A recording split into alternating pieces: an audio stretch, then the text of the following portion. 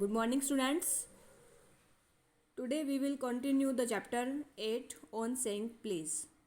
Okay तो अब तक हमने पढ़ा था इस लेसन में कि कैसे लिफ्ट मैन ने पैसेंजर को प्लीज़ ना कहने पर उसे लिफ्ट से बाहर निकाल दिया और कैसे लोग अपना गुस्से का संतुलन बनाए रखने के लिए अपने से नीचे व्यक्ति को डांट फटकारते रहते हैं और या किसी का गुस्सा किसी पर निकालते हैं। ओके तो आगे हम रीडिंग कंटिन्यू करेंगे। For one wife who gets a black eye from an otherwise good natured husband. तो एक पत्नी, अब इसमें डेली के जो एग्जांपल्स दे रखे हैं कि कैसे हम जो है वो डेली हमारे रूटीन में जो है वो गुड मैनर्स का अभाव हो रहा है। एक पत्नी जो अपने अच्छे जो इसका स्वभाव, जिनके पति का स्वभाव अच्छा है, तो उससे घरेलू हिंसा करती हैं, उसके साथ बिल्कुल आंखें जो है वो काली हो जाती है।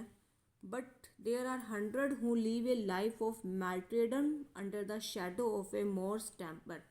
लेकिन मतलब कई ऐसी भी हैं जो अपने पति के गुस्सैल स्वभाव, मोरोस मीन्स गुस्सैल, टेम्पर मीन्स स्वभाव, अपने पति के गुस्सैल स्वभाव के छाया के नीचे ही पीड़ा सहित जीवन व्यतीत करती है। मीन्स उनका गुस्सा सहन करती रहती है और वहीं पर जो है वो पीड़ा भरा जीवन बिताती है। But all the same law can not become the guardian of our private manners. लेकिन कोई भी कानून जो है वो हमारे इस प्राइवेट मैनर्स मीन्स हमारे घर के जो हमारे शिष्टाचार का है, कोई किसी से अच्छा बात नहीं करता घर में, तो उसके प्रति हमारा कानून हमारी रक्षा नहीं कर सकता। नो डैकालॉग, डैकालॉग होते हैं जो ईसा मसीह के 10 आदेश, प्रधान आदेश हैं, could cover the vast area of offences. तो ईसा मसीह के जो 10 आदेश है वो भी इस गुनाह के अपराधों को कवर नहीं कर सकते। And no court could administer a law which governed a social civilities, सामाजिक सभ्यताएं, आवर स्पीच, हमारे भाषण, हमारा बोलना, टिल्ट ऑफ आवर आईब्रोज, हमारे बोहे आंखें के जो ऊपर होते हैं आईब्रोज, उनका टेढ़ा होना, झुकना, एंड आवर मूड्स, हमारा मूड, और मैनर्स, हमारे स्वभाव। तो कोई भी अदालत ऐसा कानून संचालन नहीं कर सकती, ऐसा कानून नहीं बना सकती जो हमारे बोलने पर या हमारी सामाजिक सभ्यताएं, हमारे रीति रिवाज है, हमारे मूड, हमारे स्वभाव पे शासन कर सके। ओके तो we are bound to endorse the verdict against the lift man. यद्यपि हम जो है वो लिफ्ट मैन के, जो भी लिफ्ट मैन को फाइन देना पड़ा, लिफ्ट मैन के खिलाफ जो फैसला हुआ था उसके समर्थन में बंधित है, उसका समर्थन हमें करना पड़ा। लेकिन most people will have a certain sympathy with him. लेकिन कई लोगों को उसके साथ सहानुभूति भी होगी। सिंपैथी मीन्स सहानुभूति। While it is true that there is no law that compels us to say please, जबकि यह सच है कि यहाँ कोई भी कानून नहीं है जो हमें प्लीज़ कहने पर मजबूर करे। कंपेल मीन्स मजबूर करना। There is a social practice, यहाँ एक सामाजिक प्रथा है, ये एक सामाजिक प्रथा है, much older and much more sacred than any law. कोई भी कानून के अपेक्षा ज़्यादा पुरानी है और ज़्यादा पवित्र है, एक सामाजिक प्रथा है जो हमें विच एन्जॉइंस अस टू बी सिविल, जो हमें सभ्य होने पर प्रेरित करती है। जैसे अगर हमारा कोई काम करता है तो हम उसे थैंक यू बोलते हैं, या हमें किसी से काम करवाना तो प्लीज़ बोलते हैं। ये कोई कानून में नहीं लिखा, ये हमारी सामाजिक प्रथाएं चली आ रही है। And the first requirement of civility is that we should acknowledge at service. सबसे पहले सभ्यता की पहली मांग यही है कि हमें जो है वो किसी से सेवा करवानी है तो उसके बदले सेवा देनी पड़ती है। Please and thank you are the small changes with which we pay our way as social beings. Please और थैंक यू, ये दो ऐसे वर्ड्स हैं, छोटे छोटे वर्ड्स हैं जिससे हम अपने समाज में शिष्टाचार ला सकते हैं। They are the little courtesy, ये छोटे छोटे शिष्टाचार है। कोर्टेसीज में शिष्टाचार, by which we keep the machine of life oiled, जिससे हम अपना ये हमारे लाइफ की जीवन की मशीन के तेल का काम करते हैं। जैसे तेल डालते हैं मशीन में तो वो मशीन चलती रहती है, वैसे ये थैंक यू और प्लीज़, ये छोटे छोटे शिष्टाचार ऐसे हैं जिससे हमारा जीवन लगातार सही चलता रहता है एंड रनिंग स्वीटली, और अच्छे से जो है वो हमारा जीवन व्यतीत होता रहता है। They put our intercourse upon the basis of friendly cooperation and easy give and take. ये हमारे आपस में सहयोग, मेल जोल को बढ़ाने का काम करते हैं। गिव एंड टेक मतलब अगर हम कुछ किसी को देंगे नहीं तो हमें कौन देगा, ठीक है ना। गिव एंड टेक, आपस में किसी से लेना किसी से देना, इस मेल जोल को बनाए रखती है। Instead of on basis of superiors dictating to inferiors. Superiors जो है वो थैंक यू और प्लीज़ ऐसे वर्ड्स है, इसमें कोई बड़ा और छोटा नहीं देखते, बड़ा भी छोटे को थैंक यू बोल सकता है।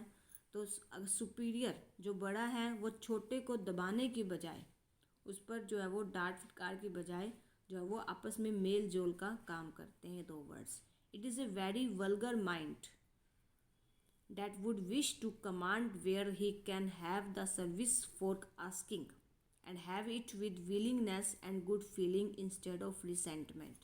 तो इसे very vulgar mind, vulgar means बहुत अशिष्ट, ये बहुत अशिष्ट मन होगा जो सिर्फ कमांड करने की इच्छा करना चाहेगा, कमांड सिर्फ ऑर्डर देना चाहेगा, जहाँ पर हैव सर्विस फॉर आस्किंग, जहाँ पे उसे सिर्फ सर्विस लेने की इच्छा ही होगी।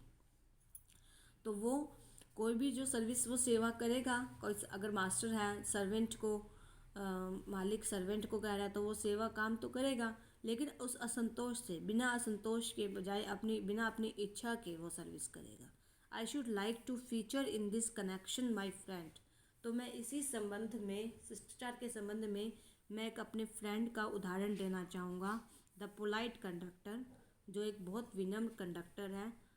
बाय दिस डिस्क्रिमिनेटिंग टाइटल, मैं इस भेदभाव के शीर्षक से आई डोंट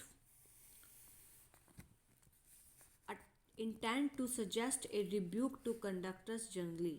तो मैं इस जो बस कंडक्टर के साथ जो मेरा घटना हुई थी उस घटना के बारे में बताना चाहूँगा। उस घटना के बाद मैं जनरली कंडक्टर्स को फटकार लगाने की सलाह नहीं देता। रिब्यूक मीन्स फटकार लगाना। On the contrary, I am disposed to think that there are few classes of men who come through the ordeal of a very trying calling better than bus conductors do. तो इसके विपरीत बल्कि मैं ये मानता हूँ कि यहाँ पे कुछ जो है वो बस कंडक्टर्स ऐसे हैं, कुछ ग्रुप उनका ऐसा है जो अपने बहुत अच्छे से बातचीत करके जो है वो सर्विस करते हैं। There you will meet an unpleasant specimen. Here and there you will meet an unpleasant specimens. यहाँ और वहाँ तुम किसी अनप्लेजेंट मतलब जो खुश नहीं रहते, हमेशा चिड़चिड़े रहते, गुस्से में, उन ऐसे लोगों से मिलते हूँ। Regards the passengers as his natural enemies, ऐसे कुछ नाखुश कंडक्टर से मिलते हो जो पैसेंजर्स को अपने नेचुरल एनिमीज मानते हैं, दुश्मन मानते हैं। As creatures whose chief purpose on the bus is to cheat him, वे ये मानते हैं कि वे ऐसे प्राणी हैं, पैसेंजर्स ऐसे प्राणी हैं जिनका मेन उद्देश्य ही बस में उन्हें धोखा देना है, मतलब बिना टिकट लिए बस में चढ़ गए, यात्रा कर ली तो उन्हें धोखा देना है। And who can only be kept reasonably honest by a loud voice and an aggressive manner, और जिन्हें हम ऑनेस्ट कैसे रख सकते हैं, ये बस कंडक्टर्स के बारे में बता रहे हैं कि बस कंडक्टर्स का ये मानना है कि कुछ पैसेंजर्स ऐसे होते हैं जो उन्हें धोखा देना चाहते हैं, तो उन्हें हम तेज़ आवाज़, ऑथर कहता है कि कंडक्टर्स का ये सोच है कि तेज़ आवाज़ और गुस्से वाले आक्रामक तरीके से ही उन्हें ऑनेस्ट कर सकते हैं, उन पे टिकट लेने पे मजबूर कर सकते हैं। But this type of rare than it use be, लेकिन इस टाइप के जो है वो पैसेंजर्स काफ़ी कम होते हैं, और अब तो पहले से भी काफ़ी कम होते हैं। I fancy the public owes much to underground railway company. तो मैं ये मानता हूँ कि पब्लिक को जो है वो अंडरग्राउंड रेलवे कंपनी का शुक्रिया अदा करना चाहिए, which also runs the buses, जो बसेस भी चलाती हैं, for insisting on a certain standard of civility in its servants, और अपने सर्वेंट्स में मतलब जो अपने बस कंडक्टर्स जो काम करते हैं उसमें सभ्यता के भी शिष्टाचार जो है वो इंसिस्ट करती है। And taking care that the standards is observed. In doing this, ऐसा करने में it not only makes things pleasant for the travelling public, ऐसा करने से, सिविलिटी से, शिष्टाचार से, अगर बस कंडक्टर और पैसेंजर आपस में कोऑपरेट सिविलिटी से बात करें तो इससे हमारी यात्रा भी खुशनुमा हो जाती है, but performs an important social service, और एक हमारी सामाजिक सेवा भी परफॉर्म हो जाती है। It is not therefore with any feeling of unfriendliness to conductors. इसीलिए जो है वो मेरे कंडक्टर्स के प्रति अच्छे जो है वो भावना है। As a class that I pay tribute to a particular member of that class. तो मैं उस क्लास के कंडक्टर्स वर्ग, क्लास मीन्स वर्ग, उस वर्ग के एक पर्टिकुलर मेंबर के बारे में बताना चाहता हूँ। आई first became conscious of his existence one day when I jumped onto a bus and found that I had left home without any money। तो अब ऑथर जो है वो अपने बस में के घटना के बारे में बता रहा है कि मैं पहले जो है वो एक दिन अपनी मौजूदगी के बारे में सचेत हुआ। व्हेन आई जंप्ड, जब मैं बस में चढ़ा और पाया मैंने कि आई लेफ्ट होम, कि मैं घर से रवाना हो गया बिना किसी पैसे के, मतलब मेरी जेब में, माई पॉकेट, मेरी जेब में कोई पैसा नहीं था, बिना पैसे के मैं रवाना हो गया। Every one has had the experience and knows the feeling, the mixed feeling which the discovery arouses. हर किसी में जो है वो फीलिंग्स, एक्सपीरियंस, अनुभव होता है, फीलिंग्स होती है, मिक्स्ड फीलिंग्स भी होती है, जो डिस्कवरी जिससे अनुभव निकलते हैं। You are annoyed because you look like a fool at the best. तो तुम्हें जो है वो गुस्सा आता है, क्रोधित होते हैं तुम पे, यू लुक, और तुम मतलब सारी बसेस में अगर आपके पास किराया नहीं, आप बस में चढ़ जाते हो तो आप एक मूर्ख की तरह लगते हो। And like a naive at the worst, और एक बेईमान, कोई ये नहीं सोचता कि जानबूझकर हमने ये गलती नहीं की, तो एक बेईमान की तरह लगते हो। You would not be at all surprise, तुम्हें हैरानी नहीं होगी, ये एक जनरल बात बता रहे हैं, तुम्हें हैरानी नहीं होगी। If the conductor eyed you coldly as much as to say yes, कि कंडक्टर जो है वो तुम्हें ठंडी निगाहों से देखेगा और यस ये कहेगा कि हाँ आई नो द स्टेल, कि ओल्ड ट्रिक, कि मैं जानता हूँ कि ये तुम्हारी पुरानी चाल है, ट्रिक तुम्हारी पुरानी, जैसे आप स्कूल में आते हो तो बहाना लगाते हो हम बीमार थे, तो कंडक्टर्स भी यही कहते हैं कि हाँ हमें पता है ये तुम्हारी पुरानी चाल है, ये बहाना मारते हो कि हमारे पास पैसे नहीं है, मैं घर भी भूल गया। Now then off you get, now अब तुम उतर जाओ।